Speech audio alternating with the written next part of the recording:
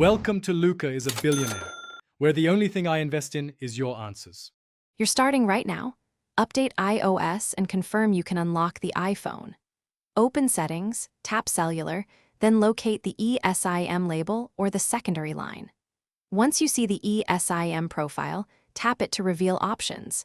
This is where you can turn the line off or remove the plan.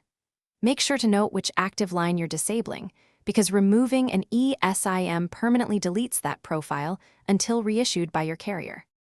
Now handle the core action. Toggle the line off if you want a temporary stop. This keeps the profile available. If you want it gone, choose Remove Cellular Plan and confirm. The phone will delete the ESIM and its settings. Make sure cellular data, iMessage, and FaceTime are switched appropriately after removal.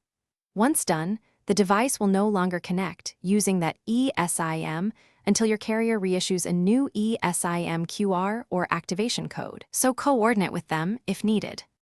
Finish by restarting your iPhone to ensure system settings refresh, then check Settings right arrow Cellular to confirm the profile is gone and no line is active.